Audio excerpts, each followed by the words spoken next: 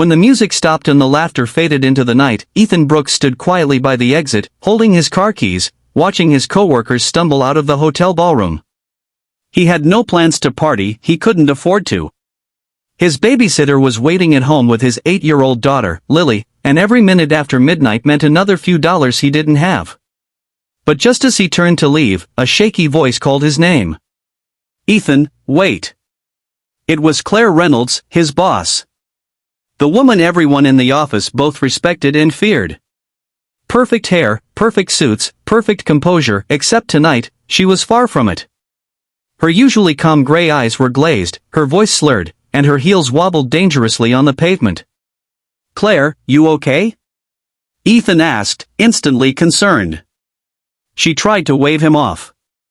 "I'm fine, just need a minute." But when she took a step, she nearly fell. Ethan caught her before she hit the ground. "I think you've had enough to drink," he said softly. Claire gave a weak laugh. "You think?" The valet had already left, and her car keys dangled from her hand. Ethan hesitated. She was his boss. Driving her home could be misinterpreted, but leaving her alone in that state wasn't something his conscience would allow. "Claire," he said carefully, "let me drive you home. I'll make sure you get there safely."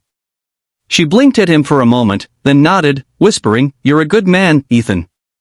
He didn't know why, but those words hit him harder than expected. The drive was quiet except for the sound of rain starting to fall. Claire leaned her head against the window, mumbling about how everyone thought her life was so perfect. Ethan didn't reply. He knew better than to interrupt someone carrying that kind of weight. When they reached her house, a mansion on the edge of the city, Ethan helped her inside. The lights flickered on, revealing a large but lonely home. She looked around as if seeing it for the first time. "I work so much, I forget what this place looks like," she whispered. Then, before stumbling up the stairs, she turned back to him. "You're a good father, Ethan. Don't ever lose that." He froze. "How do you know that?" She smiled faintly. "Lily's drawing's on your desk. You always keep one there.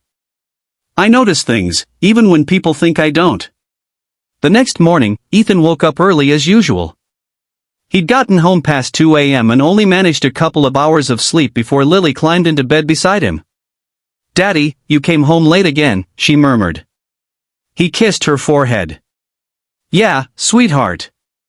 Had to help someone last night." When he arrived at work later that morning, he braced himself for trouble. Surely Claire wouldn't remember much, but what if she did? What if she thought he'd overstepped? Ethan motioned for her to sit. And for the first time, the CEO and the waitress spoke not as employer and worker, but as two souls bound by fate. Ethan told her about Daniel's ideas, his ambition, and how he'd been desperate to secure funding to pay for his sister's hospital bills. Lily cried quietly, realizing her brother had been working for her till the end. But then Ethan added, "There's more." A week after he vanished, his car was found near the river.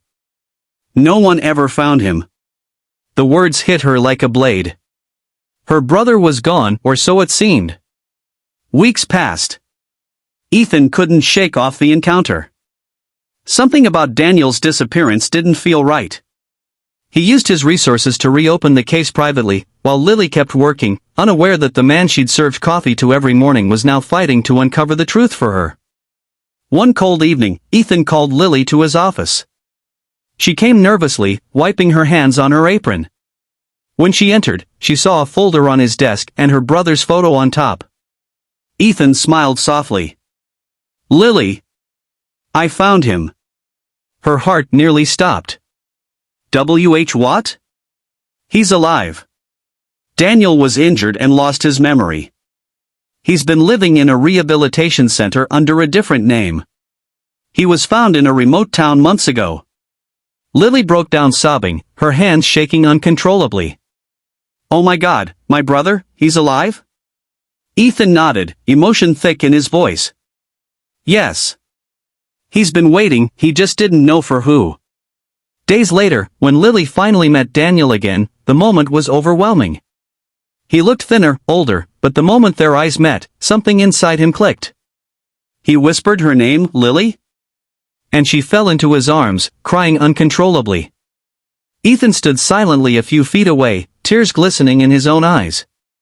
For the first time in years, his heart felt light not as a CEO, but as a father and a human being who had witnessed the miracle of family and love.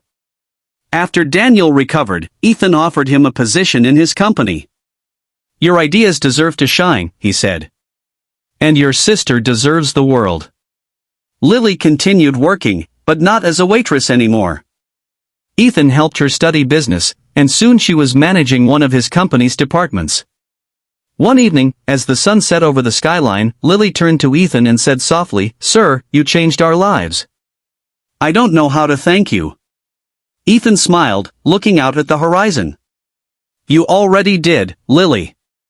You reminded me that some things are worth more than money, like family, loyalty, and hope."